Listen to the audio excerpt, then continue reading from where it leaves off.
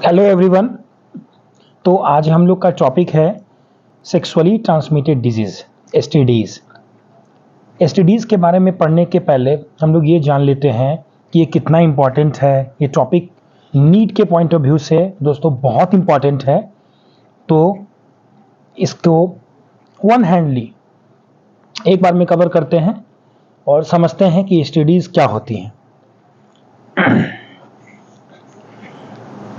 Diseases or infection which are transmitted through sexual intercourse are collectively called sexual transmitted diseases, STDs, or venereal diseases or reproductive tract infection।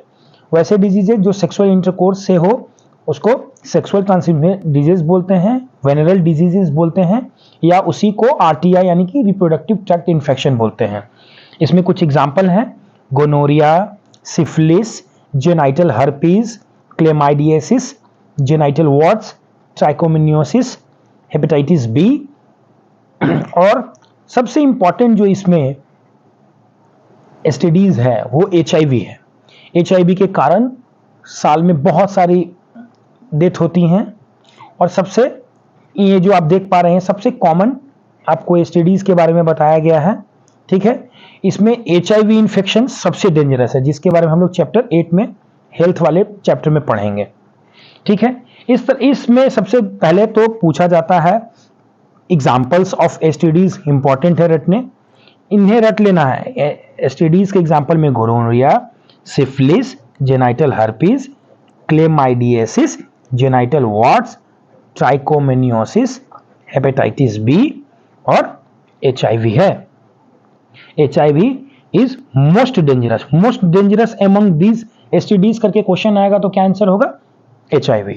ठीक है, अच्छा, इसमें आप अगर देखेंगे तो आपको पता चलेगा कि गोनोरिया का कॉजेटिव ऑर्गेनिज्म कौन है? बैक्टीरिया।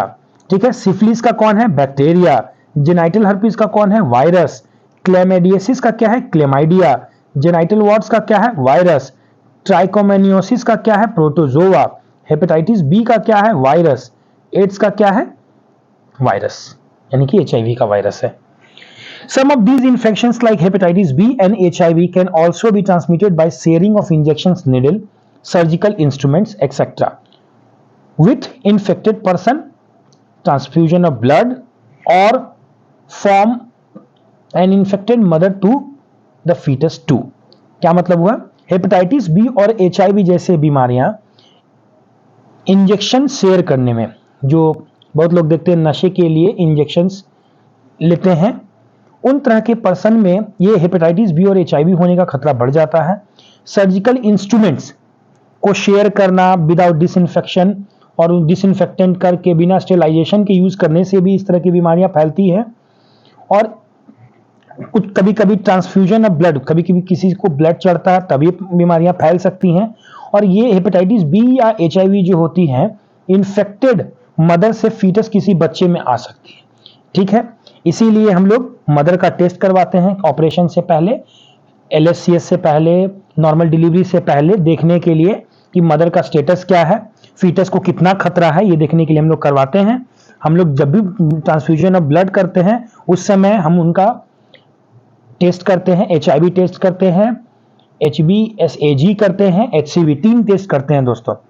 अच्छा, ये हो गया। उसका except for hepatitis B, genital herpes and HIV infections, other disease are commonly curable if detected early and treated properly. मतलब ये 3 बीमारियां कौन कौन? हेपेटाइटिस बी, जेनाइटल हर्पीज और एचआईवी इंफेक्शन जो होती है कंप्लीटली क्यूरेबल नहीं है। ये कभी भी कंप्लीटली क्यूरेबल नहीं हो सकती हैं। बाकी सब जो आपने gonorrhoea, syphilis, genital warts, chlamydiasis, genital warts, trichomoniasis, ये सब जो आप देख रहे हैं ये ट्रीटेबल है, ये क्यूरे हो सकती है। लेकिन ये एचआईवी, जेनाइटल हर्पीज और हेपेटाइटिस भी क्यूरेबल नहीं है कंप्लीटली।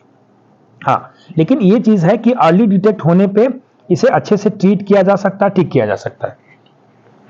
अच्छा, इन सभी बीमारियों में अर्ली सिम्टम्स क्या होता है? Early symptoms most of these are minor, including इसमें इचिंग होता है, फ्लूइड डिस्चार्ज होता है, स्लाइट पेन होगा, स्वेलिंग होगा in the genital region. Genital मतलब ग्रोइन रीजन। ठीक है, आगे इन्फेक्टेड फीमेल्स में often be asymptomatic. Infected female, जो स्त्री इन सभी बीमारियों से इन्फेक्टेड होगी वो एसिम्प्टोमेटिक होगी।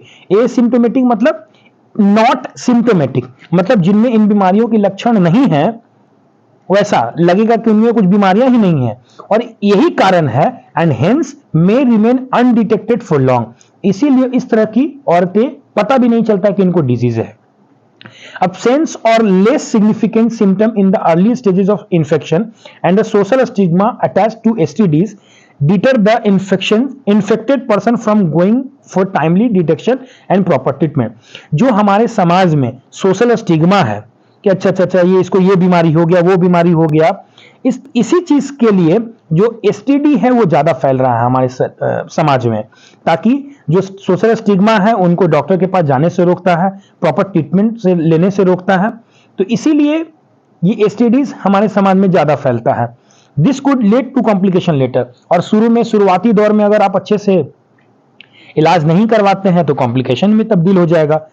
विच इंक्लूड, अब मतलब आरटीआई या एसटीडी आगे जाकर के क्या बना देता है, pelvic inflammatory infection, pelvic inflammatory diseases, जिसको पीआईडी बोलते हैं। इसके कारण एबॉर्शन होने का खतरा रहता है। स्टील बर्थ, कमेंट करके बताइए एबॉर्शन और स्टील बर्थ में क्या अंतर है। एक्टोपिक प्रेगनेंसीज करवाता है, इनफर्टिलिटी करवाता है, even cancer of the reproductive tract करवाता है। क्या जो रिप्रोडक्टिव ट्रैक्ट है, सर्विक्स है, वेजाइना है या यूट्रस है, उसके कैंसर करवाता है। STDs are a major threat to the healthy society. ठीक है, एसटीडी खतरा है सोसाइटी के लिए। देयरफॉर प्रिवेंशन और early detection and cure of these diseases are given prime consideration under a reproductive health care program। Bharat सरकार द्वारा अलग अलग reproductive health program, care program चलाए जाते हैं, जिसमें मेनली हम इसी बीमारियों को गोल करते हैं कि इसे हमें अर्ली डिटेक्शन करना है। क्या करना है, अर्ली डिटेक्शन करना है और इसे क्योर करना है। The all persons are vulnerable to this infection.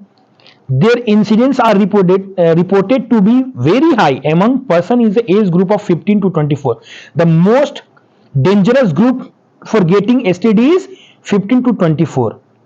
इस 15 to 24 एज ग्रुप वाले को क्या बोलते हैं, कमेंट करके बताइए।